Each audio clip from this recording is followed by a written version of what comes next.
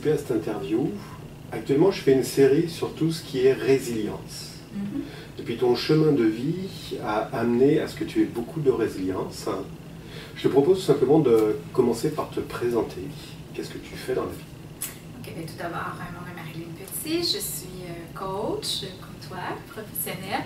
Je suis conférencière et auteure du livre Des millions de soleils, qui raconte justement mon histoire, mon parcours. En fait, c'est mon parcours de maman qui accompagne son fils dans la maladie et comment ce parcours-là a transformé la personne que je suis devenue et qui m'a poussée lentement vers ma mission, celle d'aider les gens à travers le coaching et les conférences, puis maintenant le livre. Ouais. Merci. Marilyn, tu disais que tu étais mère donc de 3 enfants. Oui. Et puis, le premier enfant que tu as eu a eu un problème cardiaque à sa naissance, un petit peu après. Comment ça s'est passé là? En fait, c'est Pierre-Olivier, mon fils aîné, qui est né avec une malformation cardiaque importante. Fait que tout de suite à la naissance, on m'a mis dans les bras le plus beau bébé du monde. Et tout de suite, on l'a emmené aux soins intensifs parce qu'il était en détresse respiratoire. Okay.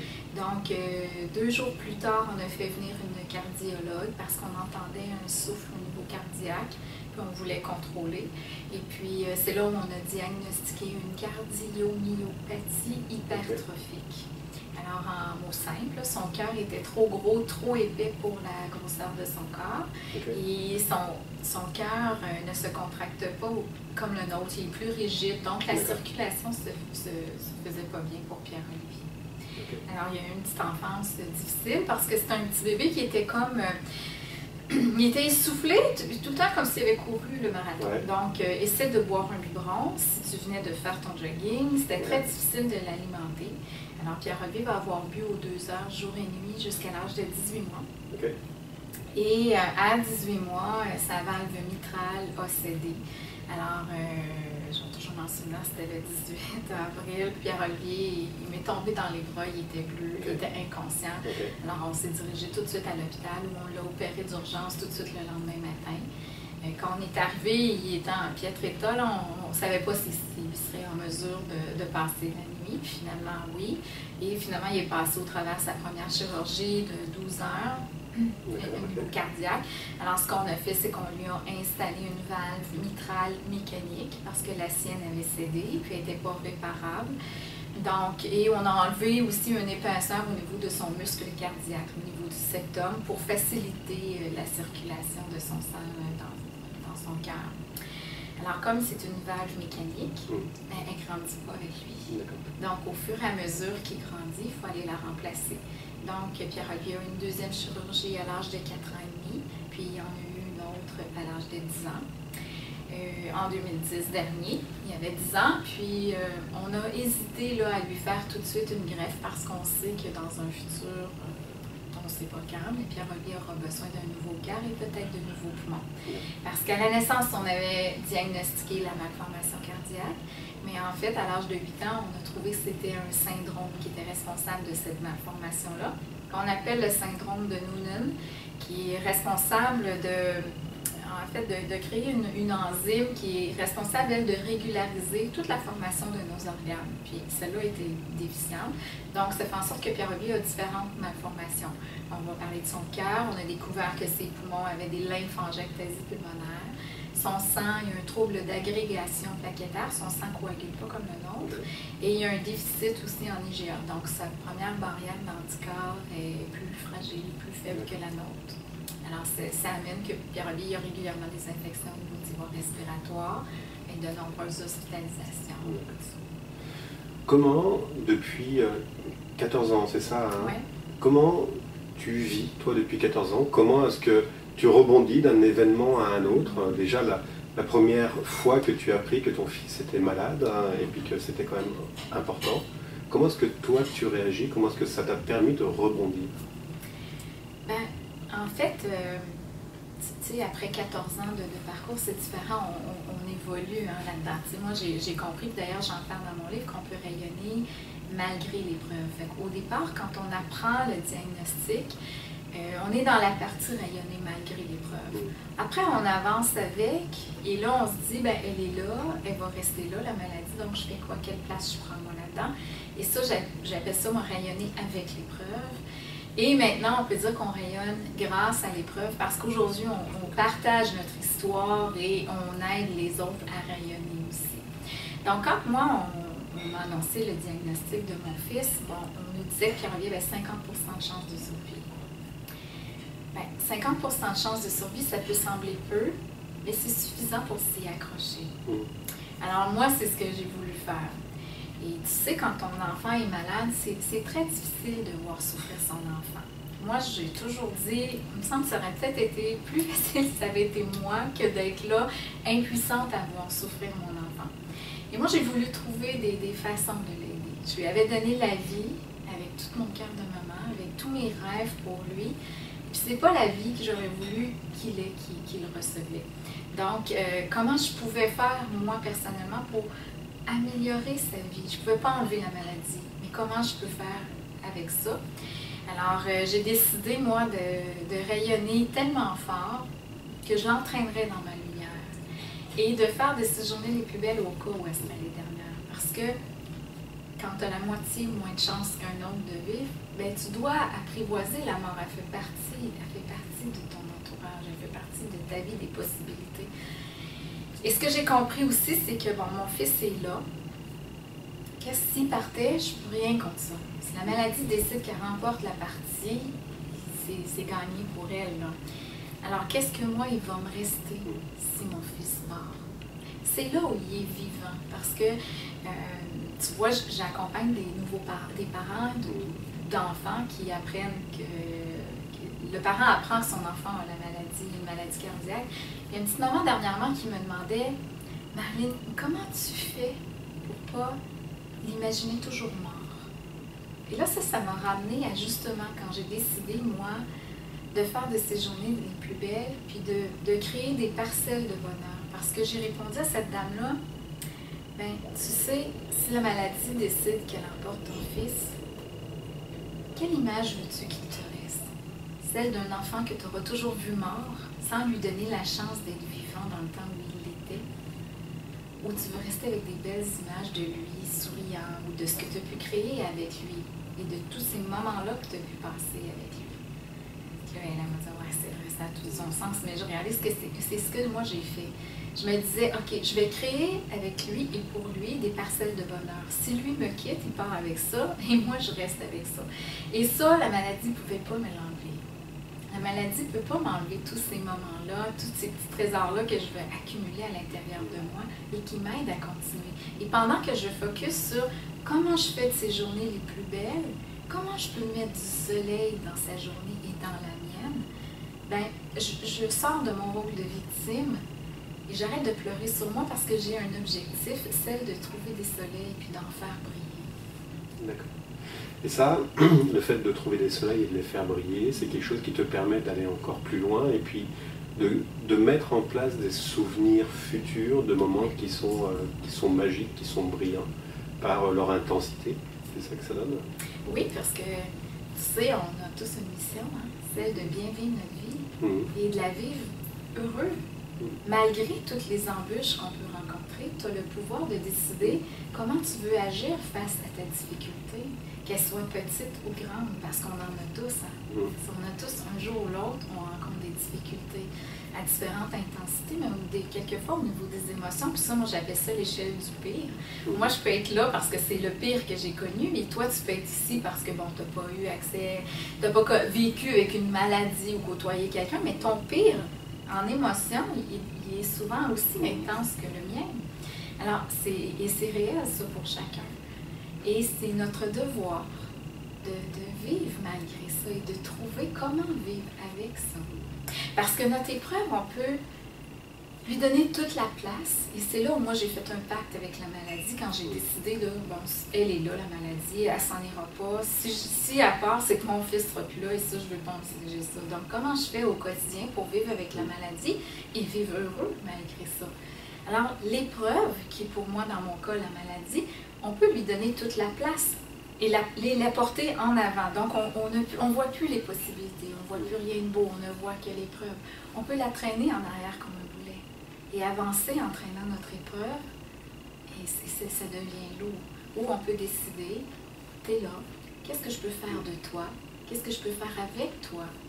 Comment je peux devenir opportuniste de mon épreuve pour qu'elle me fasse grandir?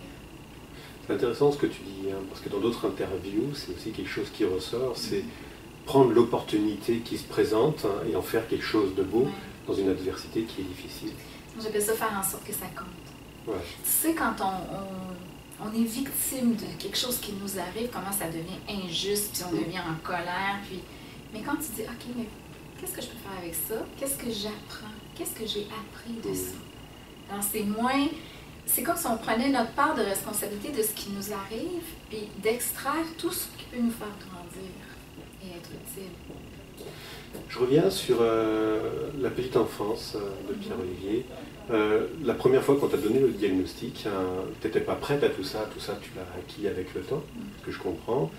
Comment s'est passée la première fois où justement tu as eu ce diagnostic et puis quelque part il y a tout un monde qui s'effondre? Oui, il y a un monde qui s'effondre. Comment ça se passe là, à ce moment-là? Ah, ben moi j'étais en plein baby blues. Je venais d'accoucher, ça faisait 2 jours, puis j'étais une nouvelle maman, donc tout est inconnu. Hein. T'es aux questions de te dire est-ce que je vais être une bonne maman, est-ce qu'on apprivoise notre bébé, on le connaît pas, hein. Il pleure, on sait pas, il parle pas, on sait pas où il a mal. Là, moi il était pas capable de s'alimenter, donc est-ce qu'il va mourir? Il y a toute cette inquiétude-là qui est là. Puis je me souviens encore quand on a eu le diagnostic, la cardiologue venait de lui faire une échographie de son cœur, puis il y avait une grosse machine, puis mon conjoint et moi, on était là, puis on attendait sans mots, puis on voyait, tu sais, je regardais là, la cardiologue, je l'étudiais, là, puis je voyais, oh, ses sourcils, genre, mon Dieu, ça a l'air d'être sérieux, puis tout ça. Et quand elle s'est retournée, elle dit, mais j'ai pas des bonnes nouvelles, puis là, elle nous expose ça, la pathologie de Pierre-Olivier. Je me souviens encore, là, le feeling de cette annonce-là, c'est qu'elle est là en face de moi, mais c'est comme si tout à coup elle se retrouve loin, loin, loin dans la pièce. Que là, c'est comme si je suis dans un corridor, les sons sont sourds, là, je me demande, je suis comme en état de choc à pas comprendre là, trop ce qui arrive, puis j'aurais juste le goût de m'effondrer, tu sais. Et ça m'habite encore, cette impression-là. Parce qu'il était rêvé, ce petit bébé-là, puis j'avais plein de projets, puis moi, tu sais, tes parents, toi aussi, hein, on veut le meilleur pour notre enfant, là, on se dit, mon Dieu, mais qu'est-ce qui va se passer? Et après, ben, tu rentres chez toi avec un petit bébé et sa maladie, et les difficultés. Et je me suis rendu compte que dans notre appartement, parce qu'on était dans un appartement à ce moment-là, on n'était plus seuls. Il y avait, oui, un bébé, mais il y avait la peur, il y avait l'angoisse, il y avait l'inquiétude. Hein. Puis dans les premiers... je te dirais que jusqu'à sa première chirurgie, moi, je rebondissais, chaque fois qu'il pleurait, j'étais à ses côtés, j'allais voir, parce que son cœur pouvait s'arrêter, tu sais, puis c'est quand même stressant de penser que n'importe quand, il peut partir, puis... alors, il a fallu apprivoiser ça, dire, OK, à tout moment, la mort peut venir sonner à ma porte. Et m'emmener, emmener avec elle, c'est que j'ai de plus précieux. Alors, c'est de l'apprivoiser. Et tranquillement de dire, c'est là, ça fait partie du package deal, ça vient avec Pierre-Olivier. Alors, comment on fait? T'sais? Fait que oui, j'ai eu ma petite période un peu de colère. Moi, j'ai pas demandé pourquoi moi, mais c'était surtout pourquoi lui. Et j'avais fait tout ce qu'il fallait dans ma grossesse. J'avais bien mangé, je m'étais entraînée, je n'avais pas pris trop de poids. Tu sais, tout était parfait. Alors, j'ai pas non plus embarqué dans les questions de qu'est-ce que j'ai pu faire. Parce que je me disais, qu'est-ce que j'aurais pu faire de plus? Tu sais, fait que ça, j'ai pas eu... Parce que dans certains cas, quand il y a une période de deuil, on va arriver avec le pourquoi. Mais moi, c'était surtout pourquoi lui. J'avais de la misère à croire qu'on... C'est comme si mon fils naissait déjà avec une dette à l'univers tout de suite, tu sais, avec une hypothèque pour sa vie. Puis, alors ça, il a fallu... j'ai beaucoup cherché le sens. Pourquoi? Tu sais, pourquoi lui, ça lui arrive et tout ça. Bon, quand on se demande le pourquoi, on peut se trouver toutes sortes de raisons. Et moi, ben, j'ai décidé de donner un sens à ce qui n'a pas de sens. Alors, j'ai dit, ben, probablement que c'était ma mission à moi et de grandir là-dedans.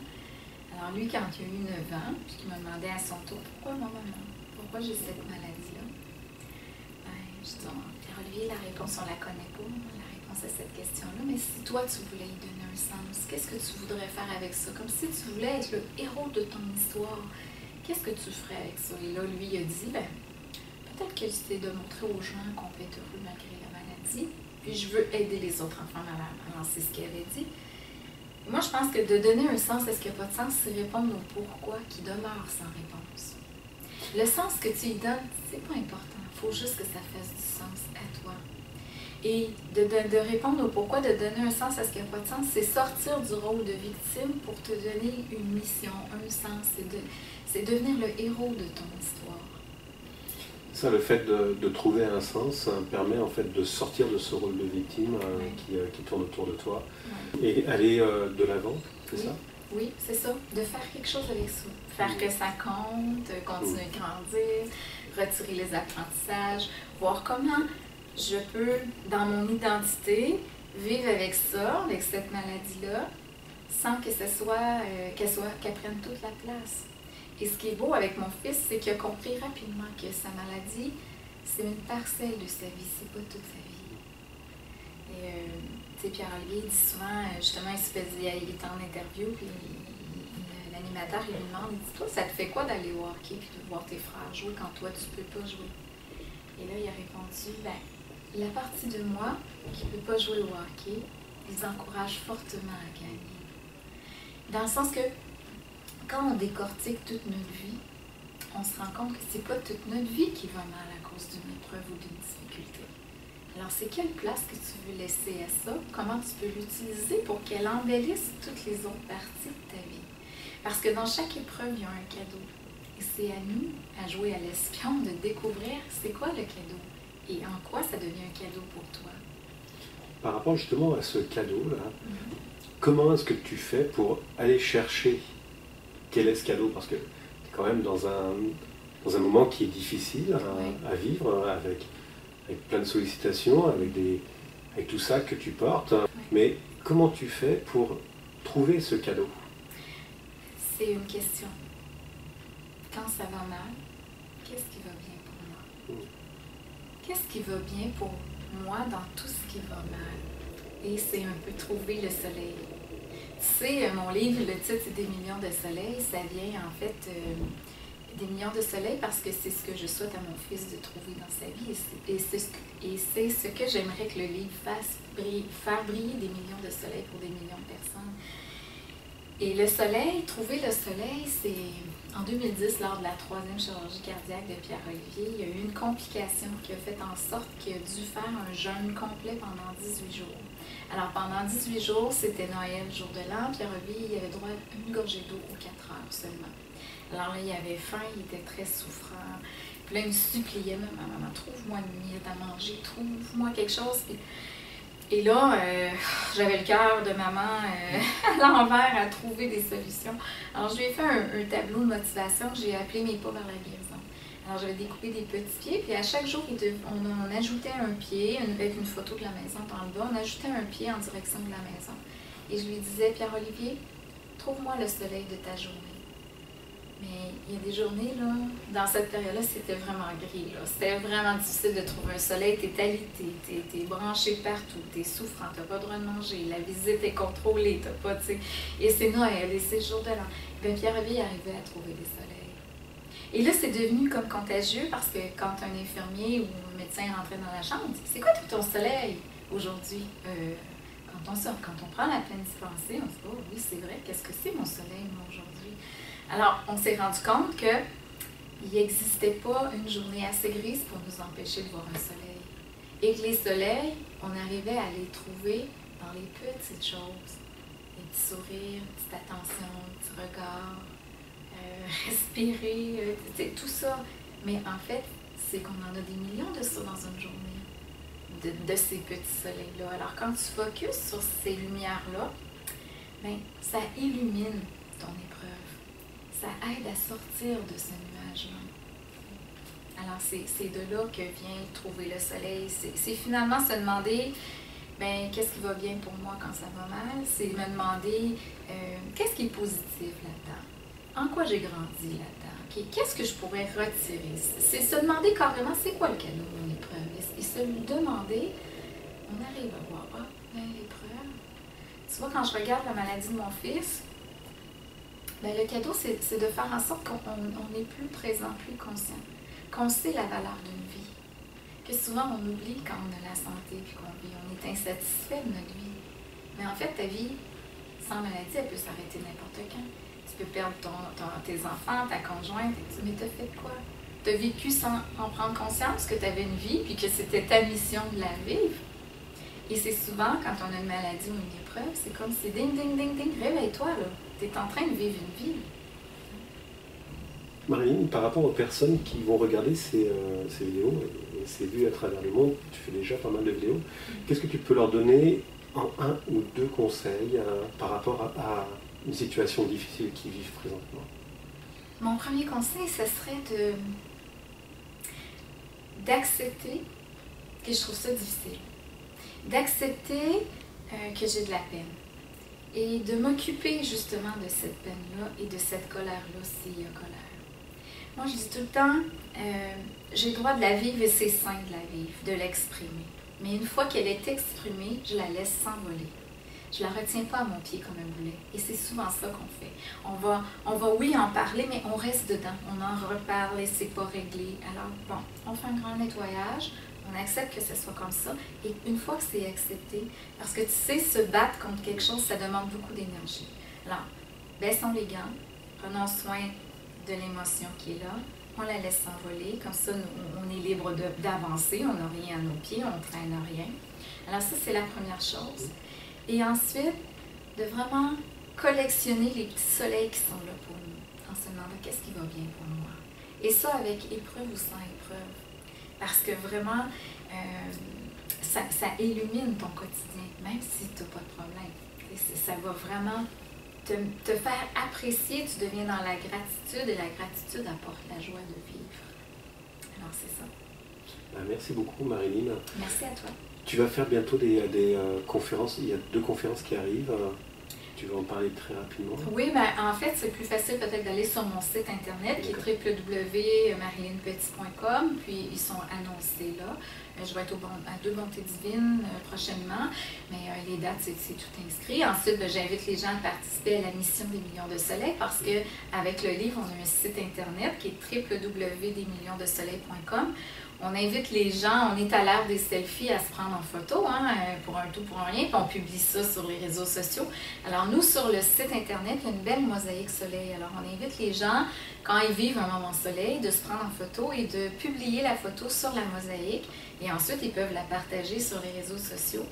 Alors si on sait qu'un ami est dans une période très nuageuse, on peut lui envoyer une photo soleil via la mosaïque, par courriel aussi. Et ça, c'est dans le but qu'il y ait toujours un soleil qui brille pour celui qui en a besoin. Bon, super. Merci beaucoup et puis très bientôt. Merci Alexandre.